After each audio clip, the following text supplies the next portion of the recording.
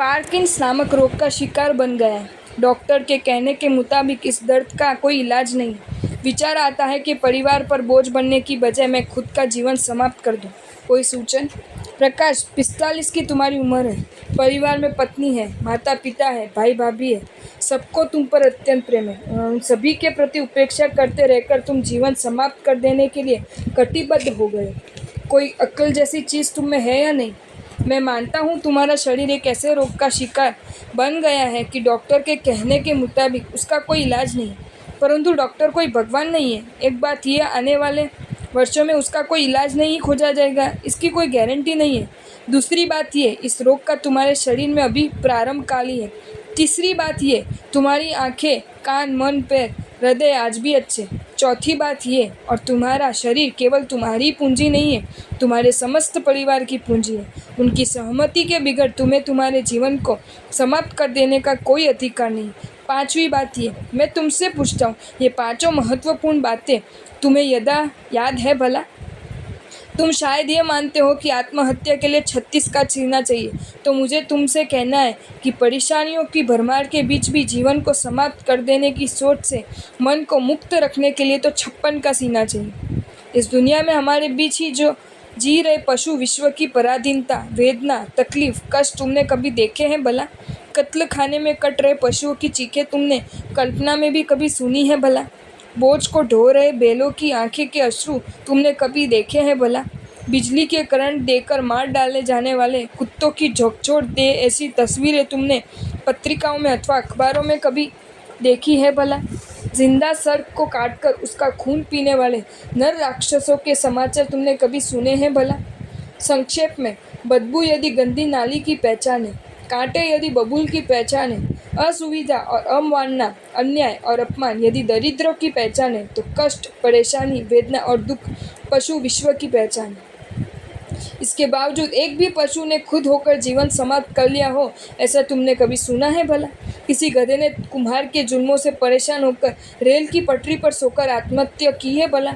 रोग से त्रस्त होकर कोई कुत्ता विष जहर पी गया है भला? किसान के अत्याचार से त्रस्त बैल ने गले में फंदा डाला है भला? नहीं। संपूर्ण पशु विश्व वेदना की भरमार के बीच भी जीवन को सुरक्षित रखने के असंभव समस्त प्रयास करता ही रहता है। और 45 वर्ष की उम्र में स्वयं को बुद्धिमान मानने वाले तुम शरीर में हुए केवल एक ही रोग के आगमन से जीवन समाप्त कर देने के कमजोर विचारों में खेलने लगे हो। तुम्हारी ये कमजोरी मानो या बेवकूफ़ी मानो? प्रकाश, जेल से जेल की दीवार की परछाइयाँ जैसे लंबी होती है, वैसे वास्तविक दुख से काल्पनिक दुख हमेशा अधिक भयंकर होता है। तुम्हें समझ में आ जाए ऐसी भाषा में कहूँ तो आज का दुख हमेशा सह्य ही होता है, परंतु आज के दुख में जब भावी की कल्पना प्रवेश करती है तब वह असह्य हो जाता है। तुम्हारे मन अभी जो जीवन समाप्त कर देने के विचार से ग्रस्त हो गया, उसकी जड़ क्या है? यही काल्पनिक दुख। वरन पार्किंस का तुम्हारा वर्तमान दुख तो बिल्कुल मामूली है। इस दुख में भी तुम अच्छी तरह से भोजन कर सकते हो, परिवारजनों के साथ व्यवस्थित बातें कर सकते हो, रात्रि को चैन की नींद ले सकते हो, संडास बाथरूम ठीक से जा सकते हो, परमात्मा के दर्शन, वंदन, पूजन मस्ती से कर सकते हो, और इसके बावजूद तुम्हें जीवन समाप्त कर देना है। क्यों? तुम्हारी आंखों के समक्ष कल्पना से तुमने दुखदायी भविष्य निर्भीत कर दिया। भविष्य में इस पार्किंस के रोग के कारण मेरा बोलना, चलना और भोजन बंद हो जाने वाला। संडास बाथरूम के लिए भी मैं पराधीन हो जाने वाला। मेरे वस्त्र भी अस्त व्यस्त रहने लगेंगे। मेरी सेवा करने वाले भी मुझसे थक जाने वाले और त्रस्त हो जाने वाले। शायद वे लोग ही मेरे लिए भगवान से प्रार्थना करने वाले हैं कि हे भगवान, अब तुम इन्हें जीवन से मुक्त करो और हमें उनसे मुक्त करो।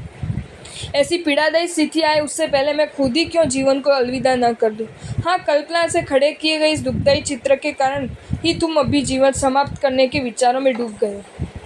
लेकिन प्रकाश, मुझे तुम्हारे से यही कहना है कि पतझड़ से गिर चुके एक भी वृक्ष ने आज तक कभी आत्महत्या नहीं की। लाल लाइट देखकर एक भी ड्राइवर ने अपनी गाड़ी को वापस घर की ओर नहीं मोड़ लिया।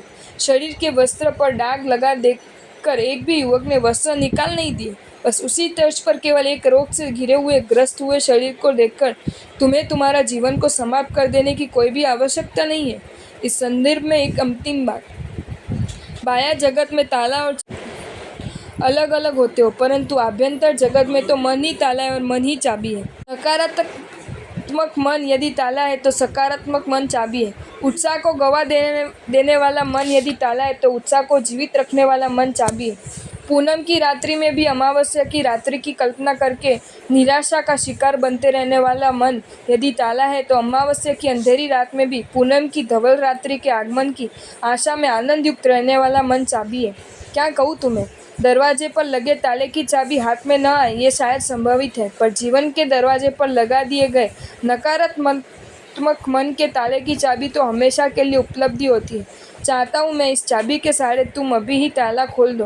भीतर फैले हुए प्रकाश को देखकर तुम आश्चर्यचकित हो जाओगे। अगर आपको ये वीडियो अच्छा लगा हो तो इस वीडियो को लाइक करें और मेरी channel Jain facts and stories को सब्सक्राइब करें। धन्यवाद।